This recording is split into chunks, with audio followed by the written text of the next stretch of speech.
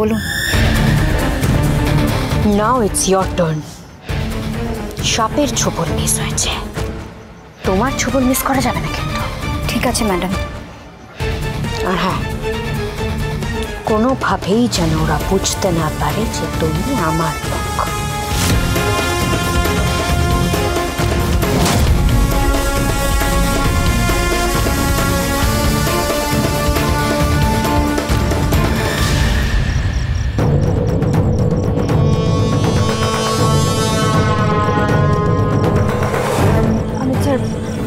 আপনার ফোর্সকে বলুন ইমিডিয়েটলি বাড়িটা ঘিরে ফেলতে। শোনো, বাড়িটা চারিদিক থেকে ঘিরে ফেলো, খেয়ালি যেন পালাতে না পারে, ওকে অ্যারেস্ট করতে হবে। যাও চলো।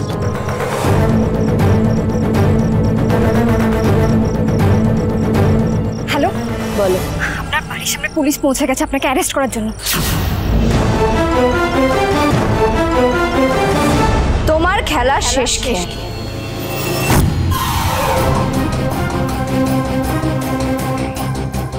কেন? তুমি থানায় চলো। কি জন্য বলুন তো? মানুষকে মারতে চাওয়ার অপরাধে। তুমি জলের মধ্যে ভাইরাস ক্যাপসুল ইনফেস্ট করেছো, তার জন্য। আমি? কোনো প্রমাণ আছে আমি করেছি? তুমি জলের মধ্যে যে ক্যাপসুলটা দিয়েছিলে সেটা আমরা শিমুলপুরার অনেকগুলো বাড়ির কুয়ো থেকে পেয়েছি। এতগুলো মানুষকে তুমি মারতে চেয়েছিলে। এটা আমাদের আশীর্বাদ যে কোনো মানুষের প্রাণহানি হয়নি। এটা একটা মাস মার্ডার, এটা ক্রিমিনাল অফেন্স, আর তার জন্য তোমাকে অ্যারেস্ট করতে হবে। ওয়েট, আমি একটু আগে প্রমাণ দেখতে চেয়েছিলাম, আছে কোনো প্রমাণ? প্রমাণ?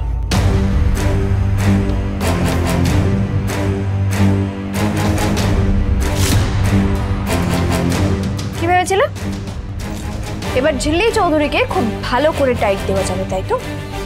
কিন্তু সেটা আর হলো না কেন?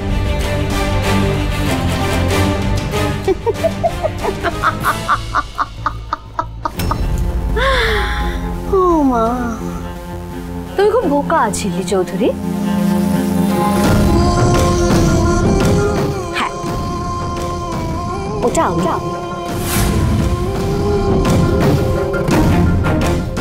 কিন্তু কি বলো তো, আমি ট্যাঙ্কের উপরে উঠে কি করছি, জলে কি মেশাচ্ছি, সেটা তো কোনো প্রমাণ তোমাদের কাছে নেই, কারণ আমার হাতে তো কিছু ছিল না, তাই না? কিছু দেখাই যাচ্ছে না। আসলে কি বলো তো, আমি গিয়েছিলাম একটা কারণে। এলাকায় না কিছুদিন যাবৎ জলের খুব সমস্যা দেখা দিয়েছে। এলাকার মানুষরা বলছিলেন যে আমাদের পঞ্চায়েত প্রধানের বাড়ি তো শিমুলপুরায়, তাই শিমুলপুরাতেই পঞ্চায়েত প্রধানের বাড়িতে হয়তো একটু বেশি জল পৌঁছেছে।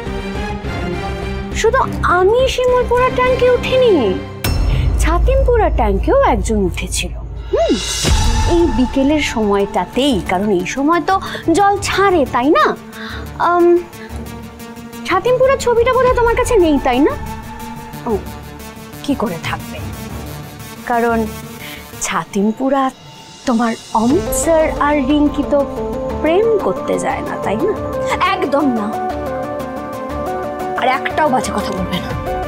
এতগুলো মানুষকে তুমি মারতে চেয়েছিলে, তোমার শরীরে আদৌ মানুষের রক্ত বইছে? তুমি না এত গলা তুলে কথা বলো না, বুঝলে? কারণ তোমরা যে আমাকে অ্যারেস্ট করতে এসেছো তার প্রমাণ কোথায়? মানে আমার অন্যায়টা কি যে আপনি আমাকে অ্যারেস্ট করতে এসেছেন? গলা নামিয়ে কথা বলো। তোমার রেকর্ড খুব একটা ভালো নেই যে তুমি গলা তুলে কথা বলছো। আর শোনো, প্রতিদিন তোমাকে থানায় এসে হাজিরা দিতে হবে, আর একদিনও যদি মিস আউট হয় না, তাহলে তোমার ভাই আর বাবা যেখানে আছে তোমাকেও সেখানে পাঠিয়ে দেবো, লকআপে। চলো।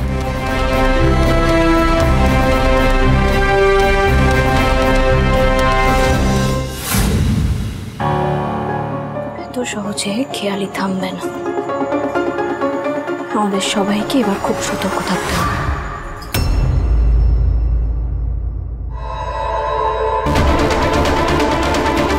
আমাকে অ্যারেস্ট করবে, তাই না?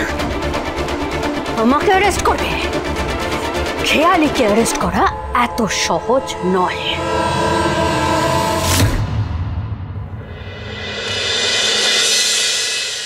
খেয়ালিকে কিছুতেই ধরতে পারছি না। সত্যি তো, প্রমাণও তো পাচ্ছি না। ওই যে এই কাজটা করেছে তার প্রমাণ না পেলে কি করে ধরবো? করে পাবে প্রমাণ? আমার একটা রাবিশ অফিসার থাকতে কিছুই হবে না। আবার আবার বাজে কথা। এখন আমার থেকে বেশি বাজে কথা আপনি বলেন, জানেন তো? আরে বাবা, উনি তো একজন আইপিএস। এটাও তো ঠিক যে অমিত স্যারের হেল্প ছাড়া আমরা বাবুয়াকে ওই দিন বিদ্যাসপুর থেকে ধরতে পারতাম। এছাড়া উনি আইনের বিরুদ্ধে গিয়ে কি করে কোনো কাজ করবেন? আমার তো আর অন্য কারোর মতো মাথা গরম না, না যে কারোর উপর রাগ হলো ধরে পিটিয়ে দিলাম একদম তাকে। হ্যাঁ, জিঞ্জার হানিটি যে হাঁচিটা হয়েছে সেটাকে এবার একটু ক্ষান্ত দাও। এই অমিত বন্দনাটাকে বন্ধ করো না। ধরো, বৃষ্টিতে ভিজে কিয়ালিকে ধরতে যাচ্ছে। সর্দি পাকালে তো। সারাদিন ধরে এত বৃষ্টি হলো, আপনার মনটা একটু ভিজল। কি এনেছে? জিঞ্জার হানি টি। কোথায় একটু মশলা চা বা কফি এসব পেলেন না? একেবারেই না। কতবার বলেছি এসব রাতের বেলা খেতে নেই। তারপর আবার কফি খাবে রাতে, এই সারা রাত জেগে থাকবে আর আমার মাথাটা খাবে। আমি যেটা বলতে যাচ্ছিলাম সেটা হলো তোমার এই মনসুন ফেস্টিভ্যাল না কি ঘোড়ার ডিম, সেটাতে কিন্তু আমি একটা জিনিস লক্ষ্য করেছি। আমাকে লক্ষ্য করেছেন তো? বেশ করেছেন। আপনার বউ আপনি লক্ষ্য করবেন না তো কে করবে বলুন? Shut up. সব রবিশ কথা, সেটা নয়। আমি রিঙ্কিকে আর তোমার ওই অমিত স্যারকে লক্ষ্য করেছি। অমিত স্যার সারাক্ষণ রিঙ্কির আশেপাশে ঘুরছিল। কেন? অমিত স্যার কি খারাপ ছিলেন নাকি? I don't know and I don't care, কিন্তু সারাক্ষণ ওই রিঙ্কির আশেপাশে ঘুরে এটা কিন্তু আমার পছন্দ নয়। সেটা তুমি রিঙ্কিকে জানিয়ে দিও। Good night. এক মিনিট। আপনি আপনি আবার বেরিয়ে যাচ্ছেন তো? কেন বলুন তো?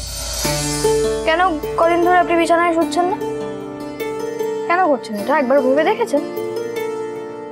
আমি কিন্তু ভেবেছি।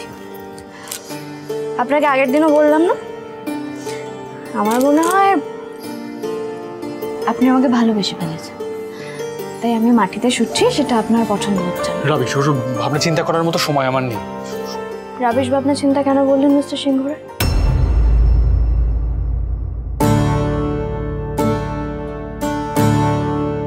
আমরা কি এতটুকু এগোতে পারিনি মিস্টার সিংহরা? আপনি তো বলেছিলেন সময় লাগবে। কারণ